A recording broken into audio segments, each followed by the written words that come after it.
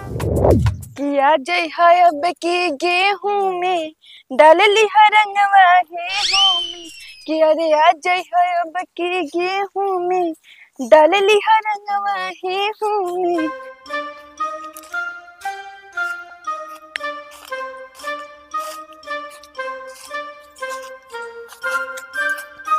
ए नाते के बेटा हमरा से मजाक करता का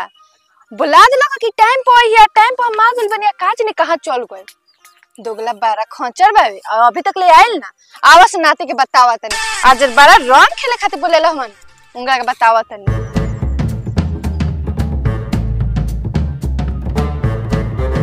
तो बड़ी देर से इंतजार करतिया। हेलो जान हम आ गईनी अगर हमरा से लेट भइलई तो ओकरा खाती सॉरी। नाते के बेटा एगो तो लेट आवा तारा आ कहले रहलो हमरा से टाइम से आएगा टाइम से आके इंतजारो करते हैं वापस सॉरी बेबी आई बताओ कौन सौतिनिया लगैले बिया तारा के अभी हमरा के तो कहलो अभी लगा के मत आई है आ तू कौन से लगा के आइल बा बताओ चुपचाप खाली सौके करत रहेलू कोनो काम बाकी ना हमरा गोबर उठाओ तो नहीं भैंस के देखा तू झूठ मत बोला कौना सौतिनिया से लगवा के आइल बारा वो बता देना तो हम जात नहीं तू खेलत रह अभी ना हम जात नहीं हम बात नहीं तू बताओ चुपचाप तब जाके हम माने उन भौजी के बहिन आइले उहे लगा देली हम हट ना हम तो खेलबे करम तारा से अब तू न खूब चुना करे अब न कोना में होली खेल हट हम ना खेल ए बैठा ना हटा ना ए बैठा ना शांति से आगे तू रंग लगाओ कैसे रंग लगाए दूसरा सपनिया से तो लगवा के आ गल बारा हम सोचले रहने कि पहल का होली तारे से कलम हम लगाम अभी दूसरा सपनिया से लगवा के आ गल तू काहे रंग डालो तारे के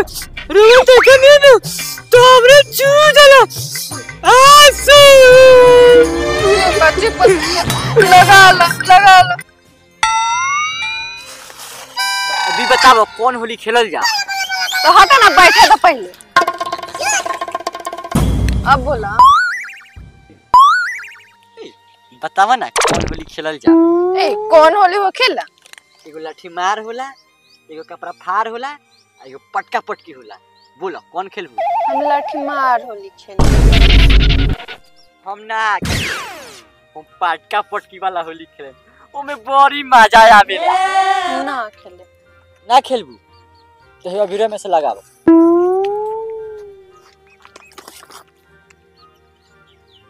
कर हमरे के लगा ले बता होली हो देखा था कितना बढ़िया था सच क्या हां हमरा क्या लगा हम का हम तरह लगा ओ देख फलानवा के बेटा वीडियो बना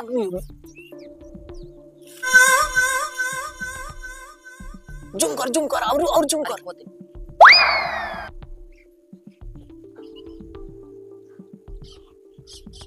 ओए हम लाइक वीडियो बन गया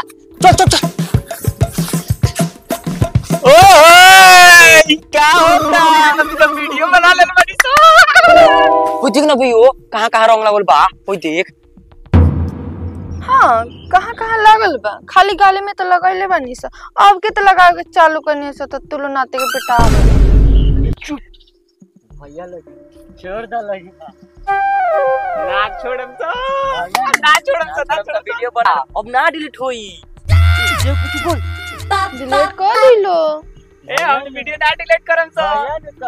ना वीडियो ना डिलीट होई ना डिलीट कर दो ना वीडियो ना डिलीट होई डिलीट कर देम सो लेकिन एक एगो शर्त पर हां बताओ लोग क्या शर्त बताओ लोग बोल कौन शर्त बोल अपने मौलिया के गोलिया में रंग लगावे नातिक बेटा तू ओकनी के साथ नाचो तारा रंग लगवा ले एकनी से हम ना लगवा सारा वीडियो बना ले परसन गांव समाज में दिखा दियो सोन हम ना लगवा तू ही जाके लगवावा ए लगवा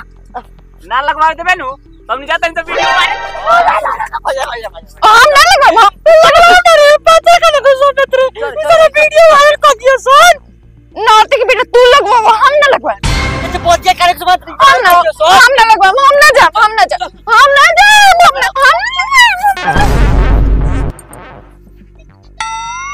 रे लगवा ना ले रे नौते वीडियो कल पर तब कहते लगवा पहले उठा तू कम ना उठ बैठ जा फिर बैठ ना पहले उठा तू ना चलो कोई पैसा हम हम ना लगवा तब ना उठ कहते न उठ तू चलो उसका इधर पहले ही तो उठे ठीक बा लगवा ले उठा ना तू हम ना उठे तो चलो कोई पैसा उठ ए नौते के बेटा उठ ना तब नु लगवावे छे ना पैसे लोग पैसा हम उठे कह देता न उठ जो आवलो भाई लगा लो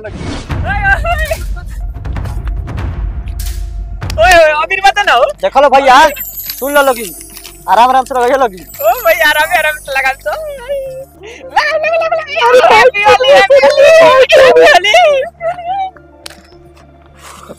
देख लो ना के तोर वजह से केंगा लगवा देला था